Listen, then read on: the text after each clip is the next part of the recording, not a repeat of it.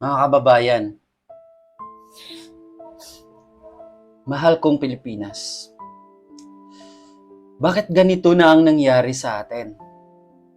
Ang yaman ng ating bansa. Pero, bakit napakaraming Pilipino ang gutom at nahihirapan? Ang daming buwis na binabayaran. Pero, bakit kulang pa rin ang ospital, paaralan, at trabaho?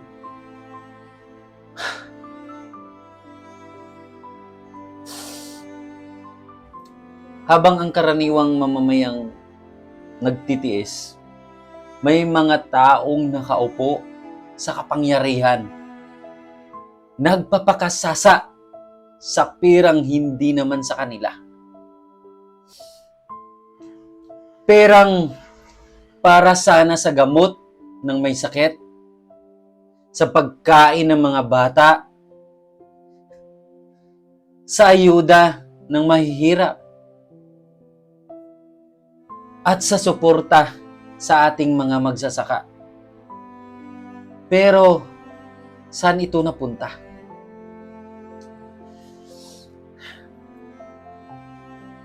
Sa bulsa ng mga taong nangakong maglilingkod.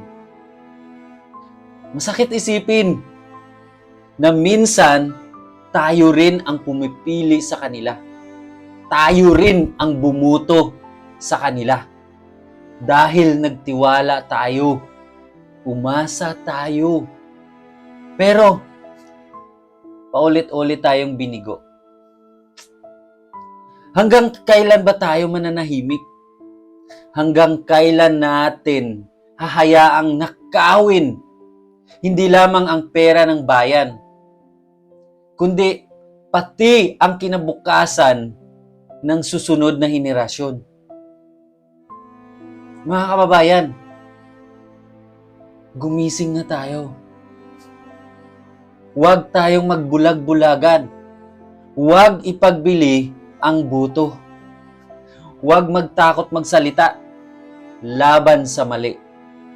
Ang pagbabago ay hindi lamang responsibilidad ng mga namumuno.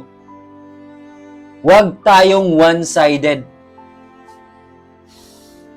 Nagsisimula rin ito sa atin sa pagiging matapat, mapanuri, at may malasakit sa kapwa. Alam nyo, hindi pa uli ang lahat. May pag-asa pa ang Pilipinas. Kung pipiliin nating ipaglaban ang tama para sa bayan, para sa mga anak natin, at para sa kinabukasang matagal na nating ipinagdarasal. Mga kababayan, sana balang araw hindi na kita kailangang iyakin.